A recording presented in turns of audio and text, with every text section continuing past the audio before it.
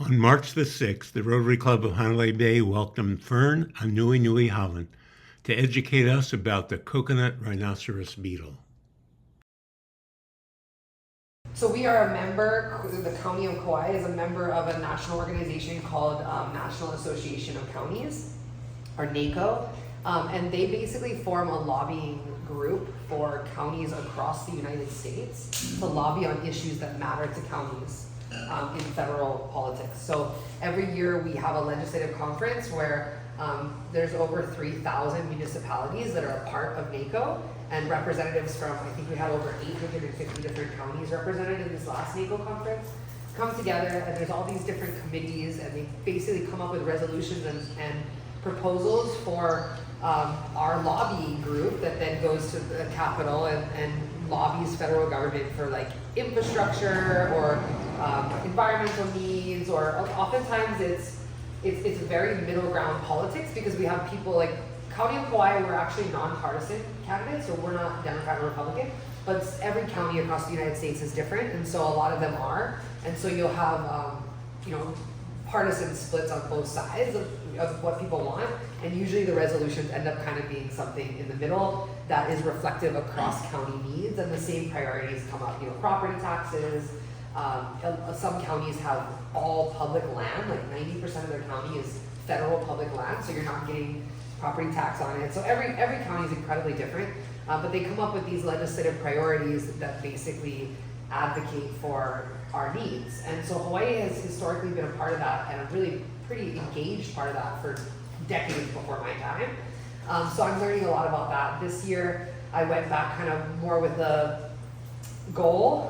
The first year I didn't really know what I was doing there. I was like, oh, okay, this is interesting, and learning from other counties, and it is interesting to see like, oh, in so-and-so's county they did this to address tourism, or they did this because, or they got funding for their wastewater like this. So different stuff like that. This time I went back with a focus of money, kind of like how do we bring more federal funds to Kauai for important infrastructure projects, and then Coconut Rhinoceros Beetle, which I've been working a lot about this year.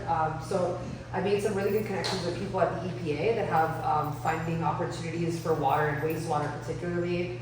So my team is following up, we're doing that this week, following up with them and kind of hoping to get really significant grants. We need over $1 billion worth of infrastructure investment just in our water department. We need to move the gate wastewater facility across the highway, those kind of things. So I told the EPA lady, I was like, you keep finding us like for violations, like maybe you should just pay us to move it and give us the money, like that we need this kind of thing. So I'm hoping that some of the relationships that I made on this trip will help to bring significant funding. Are you the only rep? Am I what? Are you the only representative? We all 7 of us usually go. Addison did not go this time, so there was 6 of us there, and we're all kind of, we don't really see each other a lot in the conference because it's so much. There's so much going on, and we're all on different kind of things. Like Mel's on the Justice Committee, which is like a lot of like law enforcement justice issues, and then I think Felicia was in like the Health Committee. I was in the Environment Committee because that seems to feel where my place is. I think Bernard and Errol were in the Agriculture Committee. I want to apply for both committees, so I'm in the process of finding out if that's possible because those are the 2 committees I want to be in. But yeah, so we're kind of all spread out, and then we all come together for the general session where I just did the Pledge of Allegiance with 800 other people or 1,500 other people. It was pretty cool, all county elected officials. So that was interesting. I did get a call, so we had great meetings on the last day of NACO. We all go to Capitol Hill and we meet with our representatives, and so counties from across the United States are meeting with their federal representatives. So we met with all 4 of our federal reps, and right after my meeting with Senator Schatz, which I've been pushing for funding for, just like I said, infrastructure, but also CRB pretty heavily this year, especially in the failure of the state to help me with this beetle infestation. So a couple hours after my meeting with Senator Schatz, one of his staff members called me and he said, look, we have this window that we just closed on this grant. I think I can open it. If you can give me something in 48 hours, we might be able to get you up to $1 million in resources. Whoa. So I scrambled that with our parks team and we submitted that on Wednesday. So I'm hopeful that we might be able to get some significant money for its equipment funding, but we really need a front loader on the golf course to move all these 20-year mulch piles around.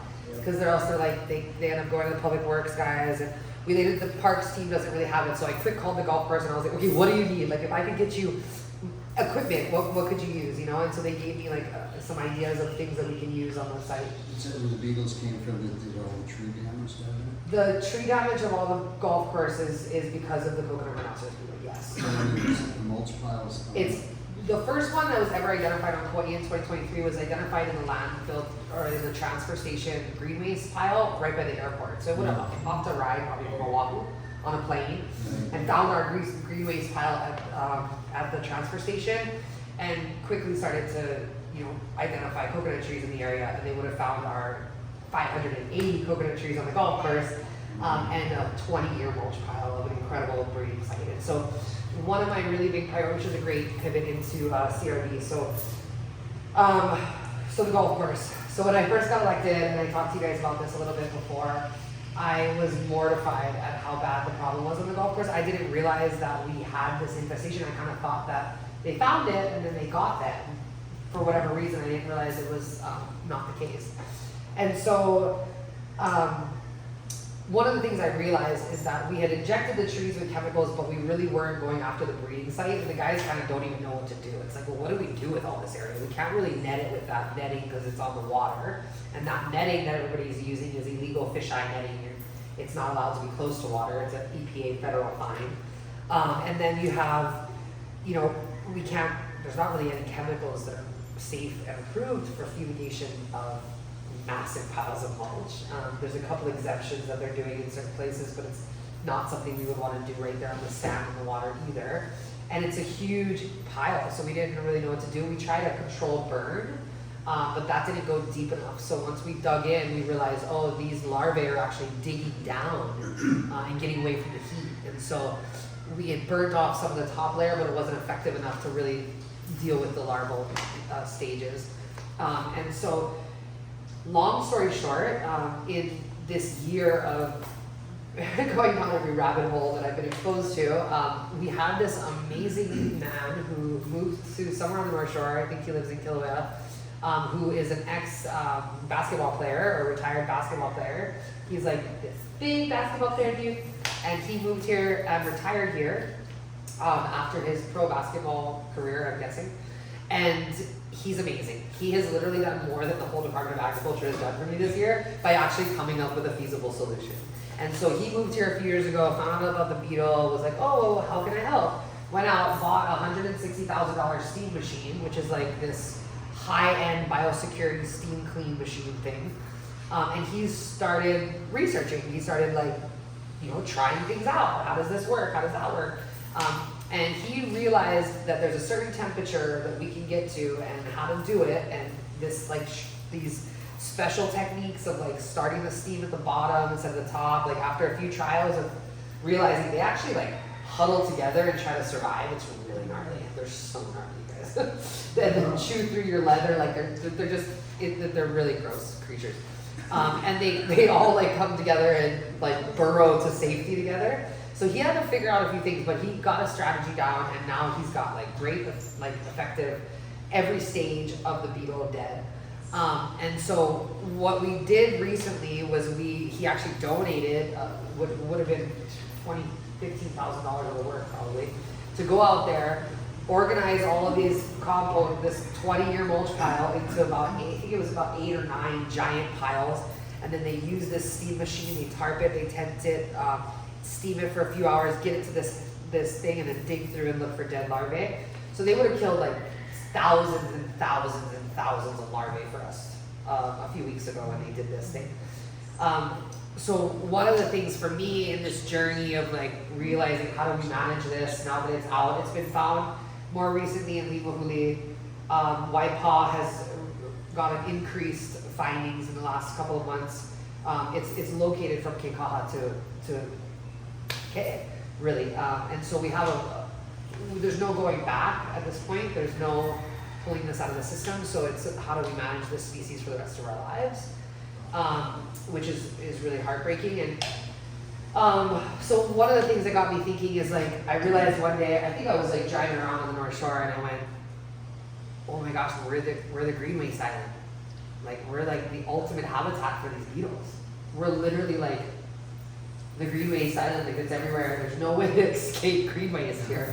So it got me realizing, like, all of these conversations, people trying to get rid of their mulch piles, people trying to, I'm gonna get rid of my green waste. All we're doing is pushing them into unmanaged areas. All we're doing is pushing them into gullies that we're never gonna be able to treat them. And I started realizing, oh my gosh, we're going about this the exact opposite way. We need everybody to start building mulch piles. And we need people to start having mulch piles and then sterilizing them every 4 months on rotation so you can take out this beetle and create traps. Because we're at the point now where it's a numbers game. And if you got 100 trees and 5 beetles, you're gonna have a little bit of damage, but you're not gonna lose your growth. You know, if you've got 5 coconut trees and you got 100 beetles, your coconut trees are gone. And so what made me realize was, like, with this steam opportunity, because I'm still working on burning opportunities. It's been really hard post Maui to get any burning approved. But burning is the best solution for biocontrol because they're burnt, they're dead. There's no question. Whether they were steamed or not, they're burnt, they're gone, they're dead. So we ordered a curtain burner. So I had approved all this funding, $150,000 curtain burner. It's basically a big mobile shipping container that's used for controlled burning of green waste. You basically fill it, close it, incinerate everything inside of it, so you don't have to worry about the fire risk of Maui and such. But the state screwed me over for the money. So the Department of Agriculture was going to give it to us, and then there's been 3 changes of leadership within the DOA this year. So I've dealt with 3 whole new people in positions that I then have to re-explain the whole situation and pray to God that they're going to do something about it. And you know, when they say that we missed a deadline, I think we were never communicated in a change to the grant application after we already submitted it. So for whatever reason, it fell through. All of a sudden, we're not getting the money for the curtain burner. So my parks team shuffled things around, got money going. We are still buying the curtain burner with county funds. I'm also hoping that this Schatz's money will buy a community one that would be probably managed through Malama Kauai, which would be able to come out to play part. Anybody, like at home, farmers, property owners, land managers, and help them burn contaminated green waste in a controlled situation. And I've been really pushing on trapping. So there's netting, lights, there's a style. You can make a mulch pile and net it, but you can also make like a trash can or a big pot of mulch and then put the netting and a UV light. It's got to be UV for the bug attraction aspect of it. And you can actually catch them with the netting. It's very specific netting, it's very hard to get. It's illegal fisheye netting, so it's got all kinds of EPA restrictions. So it's been really challenging to navigate that. So what got me thinking is, like, this steam is like such a good opportunity that people could build a mulch pile and steam it every 4 months. So just to explain that, the larvae have a really long cycle. These beetles actually have a really long insect cycle because they're about a year.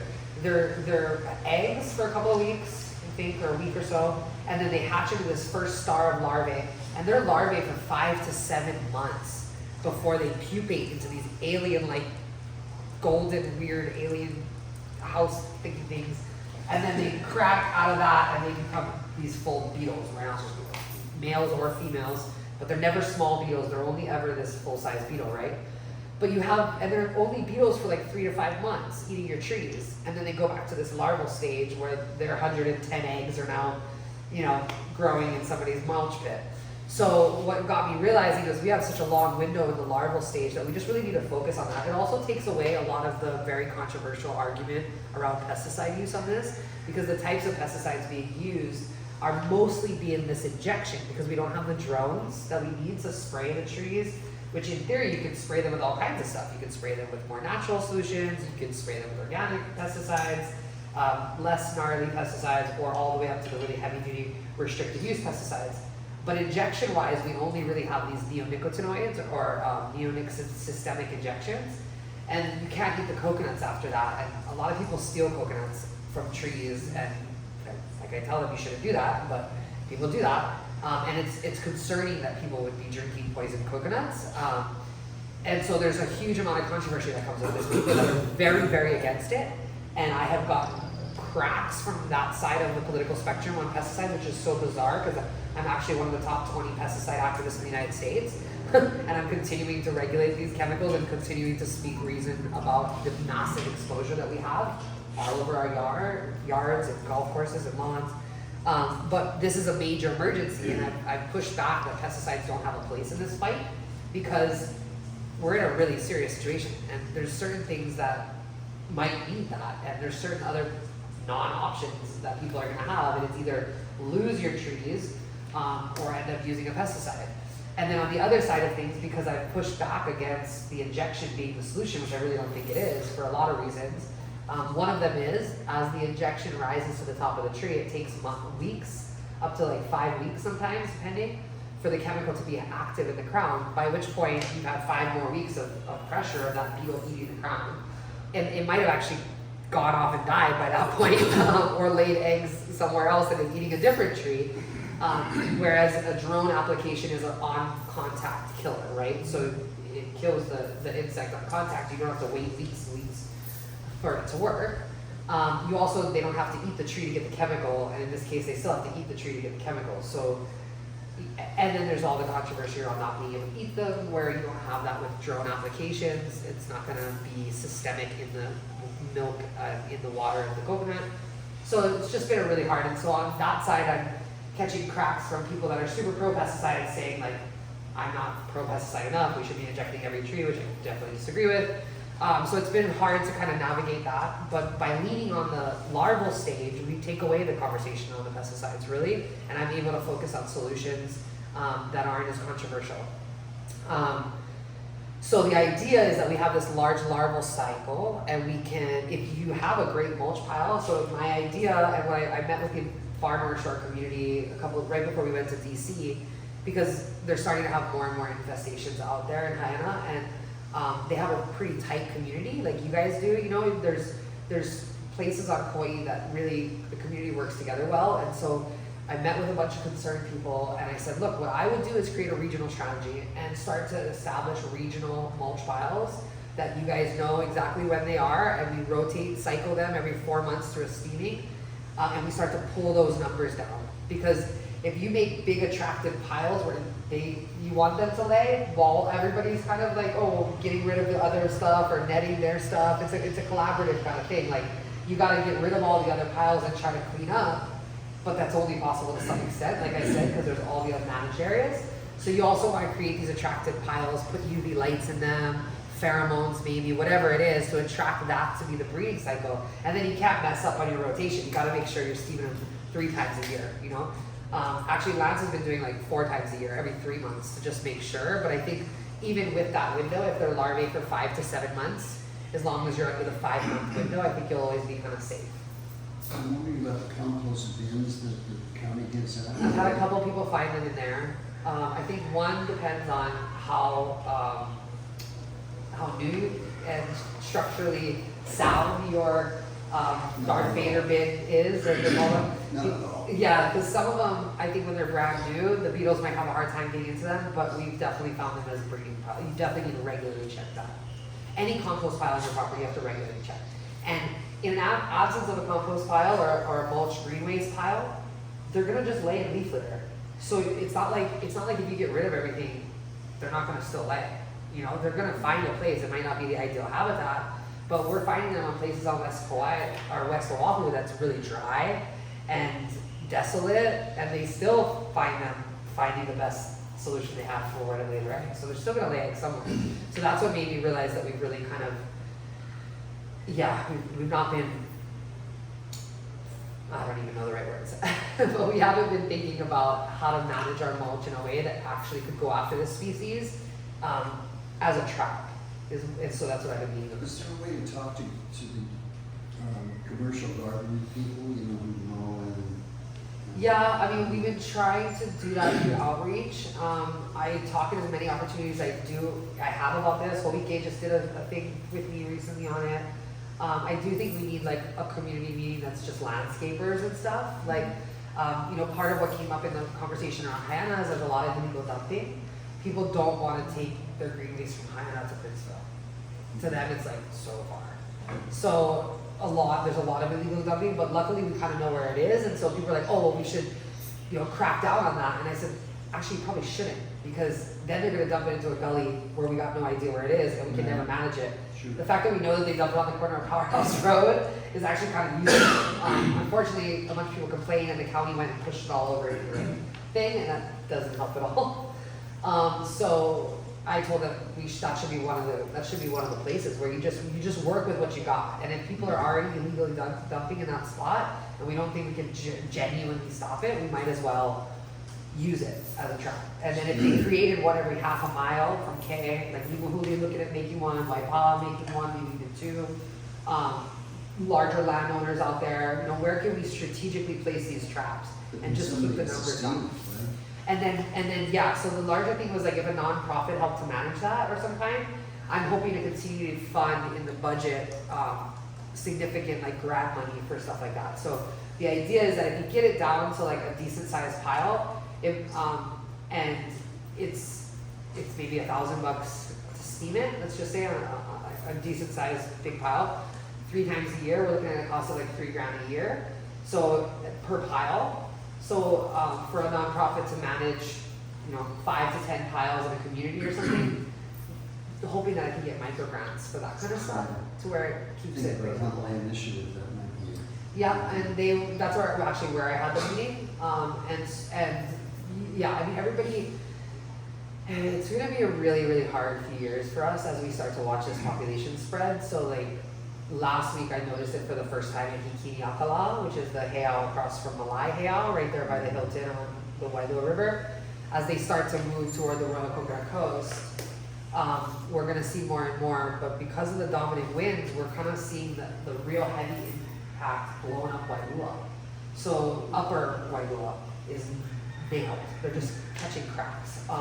My dad planted our coconut trees I think it was the early 70s, and we've already got a few that we should probably remove.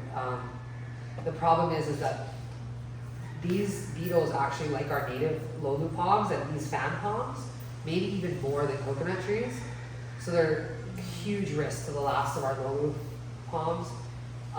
But they love royal palms too, so they're eating my dad's royal palm, our fan palm, and our coconut palms.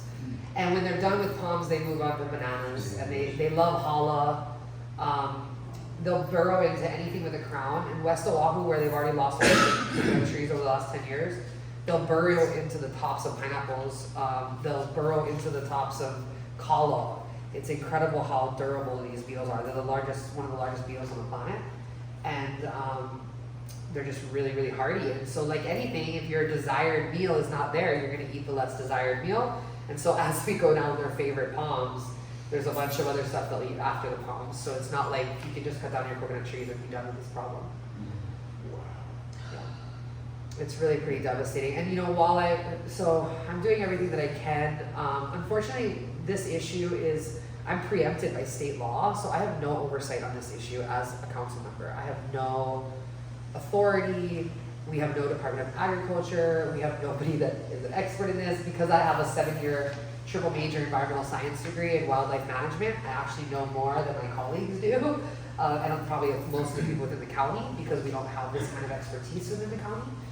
We are really leaning on the Department of Agriculture, who's been completely defunct this last year, and been really, really difficult to get any kind of support. In fact, when I try to get support from them, I usually get hindrance. It's incredible, really. It's blown my mind. So that's why I kind of gave up and started going to the feds. I've been trying to ask REPI and the military for money, because the military is what brought them here from Guam. So when I met with the base people recently, when I met with, we got to meet with the Department of Defense, which is now the Department of War. We met with the Department of War leadership in DC. We have a yearly meeting with them, and usually the conversation is dominated by our bases and the concerns that we have about different things, that other islands, Pakalā, the issues on Hawaii Island and Oahu with the military rise to the top compared to our PMRF. But my continual ask of the department is to try to help us address the problem that they brought here with significant funding outside of what the state or the county could ever do.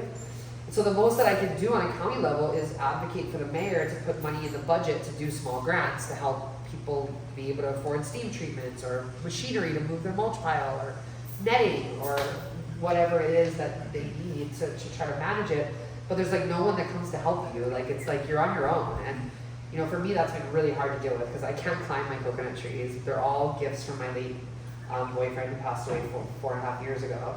And he was an arborist that had like, you know, great arborist like knowledge about trees and specifically planting these coconuts. So I'm like desperately trying to save them. The only one I think I can save is the Samoan because it's the only one I can reach. And I'm out there with my organic basil solution like once a week on the side of the road, like trying to save this tree because they don't like basil.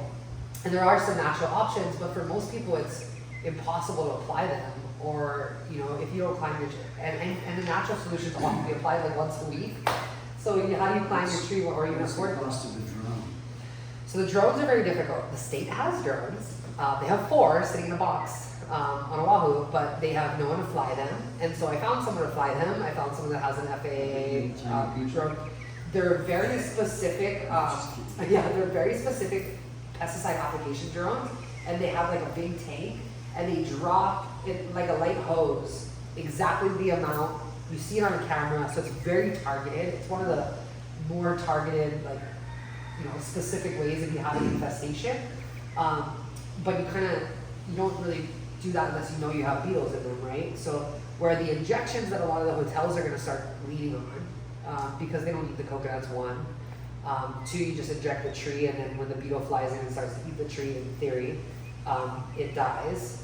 It is expensive, and you've got all these risks to pollinators, and a lot of environmental risk associated with it, especially if they're not applied correctly. We found, you know, trees where they've drilled the holes at the wrong angles and it's run back out into the ground, or they've injected it 15 times instead of once. I mean, you can buy these chemicals and any cowboy can go and buy them. So it's really scary in that sense. And so, you know, I've been telling people in the community, don't eat off coconut trees where you don't know the property owner, don't eat off coconut trees that you don't, you know, because we really don't know. And there are rumors, oh, so-and-so got sick, you know, you don't know what that reality is or not, but it's been very complicated and very horrible. That is probably one of the worst. Outside of little fire ant, which we still have a chance to pull out of the system, it's one of the biggest and most destructive biosecurity crises we're going to face probably within decades on the other side of us. Are there other places around the planet that have dealt with this in different ways? There are, most pretty unsuccessfully. Guam lost all 4 varieties of coconut trees and palm trees that they had in about 10 years. Guam doesn't have coconut trees anymore. The South Pacific also struggles with them. There they have a successful biological control mechanism. It's a virus and a fungus that's used to control different stages of the life cycle. In that they have had some success. I think it's about 60% that they anticipate will be treated by that. We're hoping that in about 5 years, I'm kind of hoping for 5 years out, that the state has invested enough into biological control that we also have that.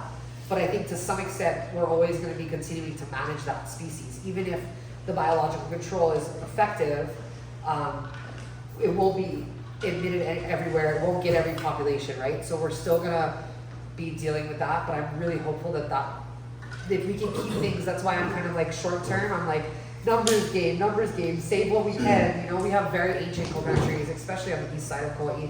You know, surrounding Wailua, we have, you know, the ancient groves of Kekaha. We have, you know, even our golf course trees are really, really old.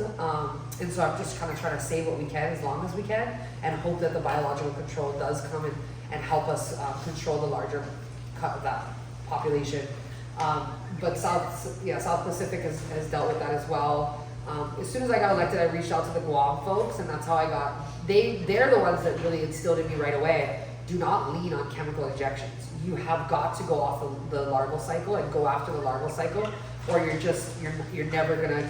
You're gonna have more beetles than you can ever face. You know. And there's a window where the pesticide is the most effective.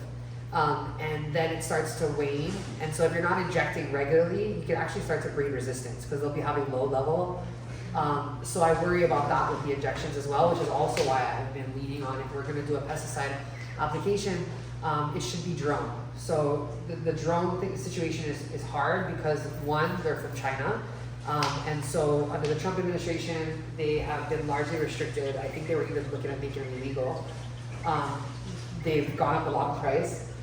if you do get one, which like I said, the state already has some, you have to have somebody that has 3 different forms of licenses. You have to have like an FAA drone license, you have to have a pesticide application, state of Hawaii license, and I think there's a 3rd approval. So I did get the state in touch with a lady that does it, at the FAA drone stuff anyway, and she was willing to get her pesticide applicator license, she's willing to do whatever, and I don't know, I probably need to go drive that forward too and see if they ever even followed up on that. The best option we have right now for drones is there's, again, a private person and a private company that came up off the Big Island called Aloha Aina Drones. They've been trying to establish as a solution. They come to Kauaʻi every 90 days and they take a bunch of contracts and then they go back to Big Island and then they come back every 90 days. And so I'm in the process right now of trying to get the guys on the golf course to consider pivoting away from a 3rd injection of imidacloprid and instead trying this drone application. It's give or take about the same cost for the golf course every time we do it. The injections materials alone cost us about $25,000 just for the chemical, and probably about $10,000 worth of labor, and then the drones are about $35,000. Are those trees dead? The dead ones were removed this week, so the next time you drive by, you'll notice that a bunch of the coconut trees on that triangular state parcel corner as you go back to the motorbike track, those have been removed. I think they removed about 15 of them that were completely dead. There's a few reasons to not remove the tree until it's dead. And that's because 1, it's a numbers game. So you're just gonna push those beetles and eat one of your trees that you don't want them to be eaten. 2, they were injected by chemicals, and so we were hoping that we could get the chemicals to kill as many of them as possible. So we wanted to leave them there to be eaten, because those are the ones we want them to eat. And then they become a breeding habitat pretty quickly once they're completely dead. They'll just become like a larval hotel. So if you have dead stumps, and so I told them, the state, when they emailed me and they said, look, I want you to know we're gonna do this. I said, that's great, but you gotta get the stump out. Don't you cut down the stump and walk away on me, because then I'm gonna end up with 2 feet into the ground of breeding habitat. So they listened, they ground them up and there's big dirt filled into the hole. So I did see that they did that. I think they're almost done with the removal of those. And you had a question. I did, thank you very much, and thanks for being with us. What's the worst case scenario? It seems to me as I'm listening to you that right now, there's really no blanket strategy. There are no resources. I remember in COVID times, the mayor was on TV virtually every night doing a broadcast about the severity of this illness. If this progresses as you suggest, it's going to wipe out, what, 80%, 90% of the palms on this island. That has a negative impact in terms of Everything. home values, et cetera. So, Tourism, cultural what are resources. some of the strategies? For example, we have, at least here in Princeton, a lot of associations, condominium associations. Yeah, those regional traps by an association might be helpful. Yeah, but who's gonna put the pressure on I know. those associations? I have been people asking to- the mayor to call it a state of emergency since I found out how bad this was on the golf course. He basically says, look, this is the state issue, like, the Yes. state has to call a state of emergency, so That's in the buck. I've been asking the governor, word on the street, basically, I can't say, like, officially that he's not gonna do anything, but from what I'm understanding, like, he doesn't think this is a pressing issue. And so I toured his team around the golf course. I think for me as an ecologist, I know it's like heartbreaking for me. Like, I cry over this issue all the time, especially when it comes to our native palms, our loulus. I can honestly hardly talk about it because I know what's coming. But if you don't know what's coming, and if you don't like understand the level of crisis that this is for us, it's easy to dismiss it. We got major homeless problems, we got major infrastructure problems, we got so many problems everywhere. And I think the governor has also probably caught a lot of flack for the emergency powers under COVID and for calling the state of emergency. So I don't know if that's part of it. I don't know why. I haven't heard directly from him. But the Department of Agriculture is who's tasked with all of this, and they are horrible. Like, they've been horrible. So it's like, I just have no hope in the state doing what we need to, which is why I told the governor the state's not helping. So I just wrote a very detailed letter to the mayor of Big Island. And I said to him, I said, look, Mayor Alameda, he's a good guy, he cares about his community, cares about Hawaii Island. They have a growing infestation in Kona, but it's isolated to Kona. If that gets to Hilo, those ancient hala forests of Hilo and the coconuts and the forests of Pahoa and everything are just, I mean, it'll just be so devastating for the Big Island. And I'm telling him, I said, don't wait for the state, because you know, that's the natural, every county person's gonna say, we don't have a biological control, that's the state, call the state. But if we wait for the state, we're all gonna be, you know, up a creek with no paddle, so to speak. I told the mayor that, you know, mayor's on his last year, and I think he's trying to wrap up a bunch of projects, and I feel like, just also feels like, from the legal review that I got from the county attorney, for the mayor to take emergency actions and start pulling powers, the governor has to first declare that it's an emergency, and he won't do that. And so I've pleaded with him all year to do that, and I don't know what else to do. I have certain people that have relationships with him that I'm hoping are also gonna continue to push him for that.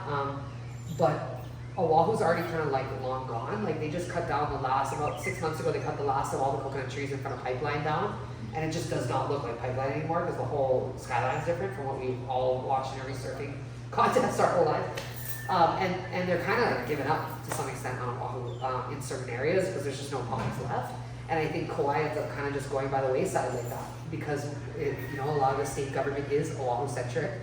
I've been talking to Takuda about it. I've been talking to, I've been asking her for research. I've just been asking everybody I possibly can. And I feel like as a county council member, that's like almost all I can do. And then allocate money in the budget for people to respond on their own. But it's horrible.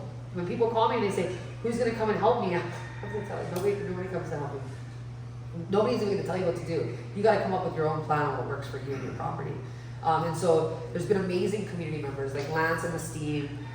The woman Merlin, I'm meeting her after this with some of the experts from CTAR that are here on CRB, but she created CRBAction.com, which is like a website where they put all the resources on both sides of the conversation on pesticides and not, all in one place. This is where you can get this, this is where you can get this, this is how to identify them. Just trying to be a site of information and a portal that people can go to, because we don't even really have that.